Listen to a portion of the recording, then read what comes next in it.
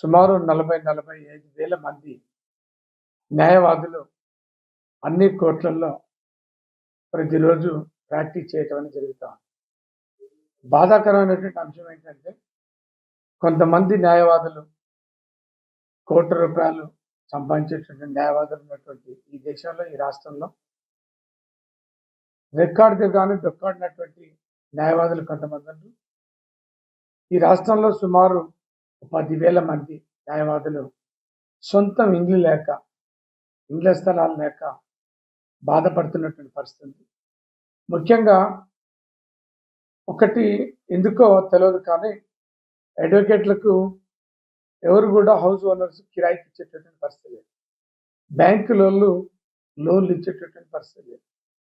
మరి ఒక కాంచి కిరాయికి దొరకక ఏదైనా లోన్ తీసుకున్నట్టు బ్యాంకు లోన్లు ఇవ్వక అడ్వకేట్లు అందరూ కూడా నివాసం ఉండడానికి ఇల్లు లేక భార్య పిల్లలతోటి బాధపడుతున్నటువంటి పరిస్థితి.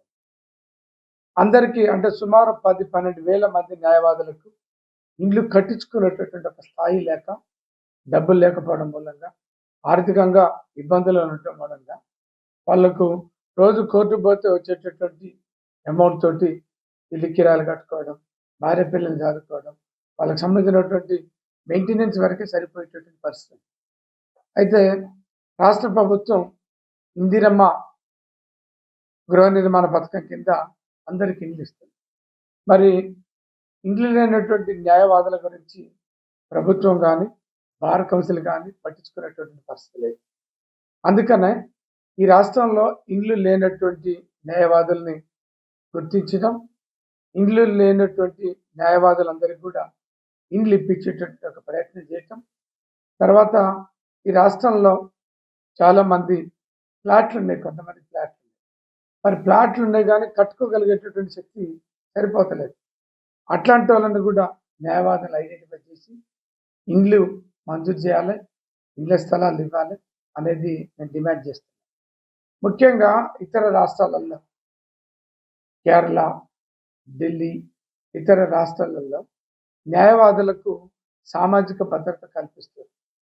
న్యాయవాదులకి అడ్వకేట్స్ కాలనీలు ఏర్పాటు చేసి గవర్నమెంటే స్థలాలని, ఇళ్ల స్థలాన్ని ఒక గవర్నమెంట్కి సంబంధించిన ఒక ల్యాండ్స్ని ఫ్లాట్ల కిందకి మార్చి ఫ్లాట్లు లేనటువంటి న్యాయవాదులకు ఫ్లాట్లు ఇచ్చేసి ఇండ్లు కట్టించేటటువంటి ఒక ప్రయత్నం ఇతర రాష్ట్రాలలో జరుగుతుంది. కాంగ్రెస్ పార్టీ అధికారంలోకి రాకముందు, అసెంబ్లీ ఎన్నికల ముందల కాంగ్రెస్ పార్టీ మేనిఫెస్టోలో క్లియర్గా చెప్పడం జరిగింది. రాష్ట్రంలో న్యాయవాదులందరికీ కూడా ఆర్థిక భద్రత, సామాజిక భద్రత కల్పిస్తామని కాంగ్రెస్ పార్టీ వారు మేనిఫెస్టోలో చెప్పారు.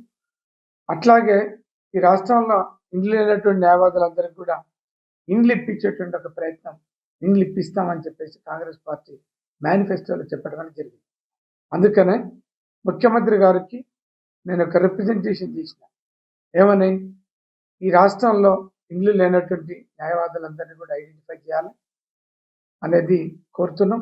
ముఖ్యంగా హైదరాబాద్లో ఉండేటటువంటి హైకోర్టు, గౌరవ ఉన్నత హైకోర్టు రాజేంద్ర నగర్కి షిఫ్ట్ అవుతుంది.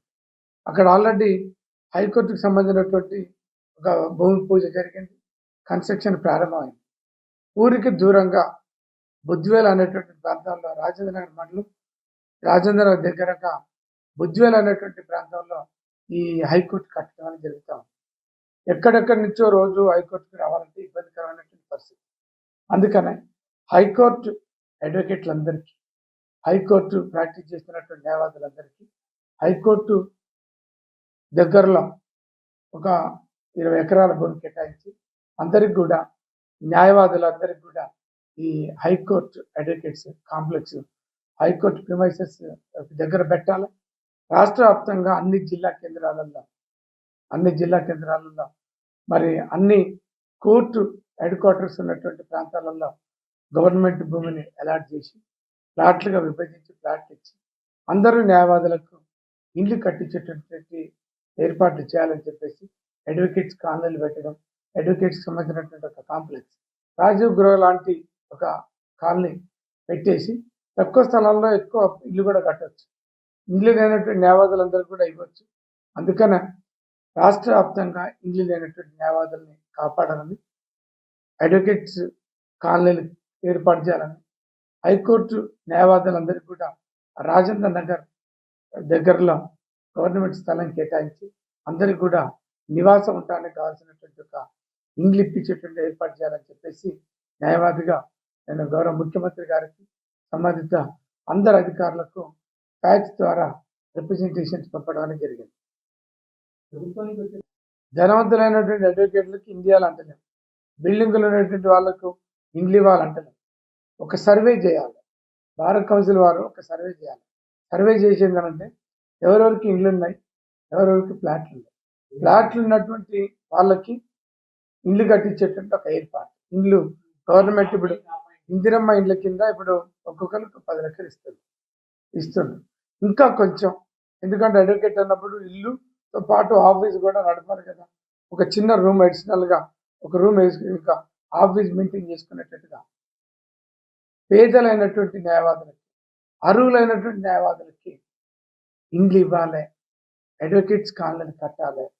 తర్వాత ఒకే దగ్గర అడ్వకేట్స్ కాంప్లెక్స్ ఇప్పుడు రాజీవ్ గృహ లాంటి గృహకల్ప ప్రోగ్రామ్ లాగా ఇప్పుడు తెలంగాణలో కొత్త హైకోర్టు పడతారు బొద్దువేలు దగ్గర, కోర్టుకు దగ్గరలోనే ఇంకా 100 ఎకరాల భూమి గవర్నమెంట్ భూమి ఒక 30 ఎకరాలు కేటాయించి హైకోర్టు ప్రాక్టీస్ చేస్తున్నటువంటి న్యాయవాదులందరికీ, అర్హులైనటువంటి న్యాయవాదులందరికీ, బాగా డబ్బులు ఉన్నటువంటి న్యాయవాదులకి ఏమంటలేదు, ఇండ్లు ఉన్నటువంటి న్యాయవాదులకి ఏమంటలేదు, ఇండ్లు లేనటువంటి అర్హులైనటువంటి జూనియర్ మరియు నీటి అడ్వకేట్లందరికీ కూడా ఇండ్లు కట్టించిస్తే వాళ్ళందరూ ఏంటంటే ధైర్యంగా ప్రాక్టీస్ చేసుకుంటారు. సంపాదించేటటువంటి సంపాదన సగం ఇండ్ల కిరాయిలు కట్టాల్సినటువంటి పరిస్థితి వస్తుంది. అందుకని న్యాయవాదులని అర్హులైనటువంటి న్యాయవాదులందరికీ కూడా ఇండ్లు ఇవ్వాలి. హైకోర్టు న్యాయవాదులకి బుద్ధివెల్లో ఒక అడ్వకేట్స్కి సంబంధించినటువంటి ఒక కాలనీ ఏర్పాటు చేసి అర్హులైనటువంటి వాళ్ళందరికీ కూడా ఇండ్లు ఇవ్వాలి.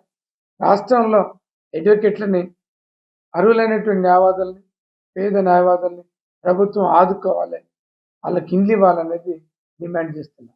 కొంతమందికి ఎవరికైనా ఫ్లాట్లు ఉన్నాయనుకోండి, కొంత ఇన్కమ్, కొంత ఇందిరమ్మ ఇండ్ల కింద ఇచ్చేటటువంటి అమౌంట్తో పాటు ఇంకొక 5 lakhs 10 lakhs పెంచి ఆఫీస్ కూడా కట్టుకోవాలి. కాబట్టి వాళ్ళు స్థలాలను కట్టుకోవడానికి ఫైనాన్షియల్ ఎయిడ్ ఇవ్వాలనేది డిమాండ్ చేస్తాం.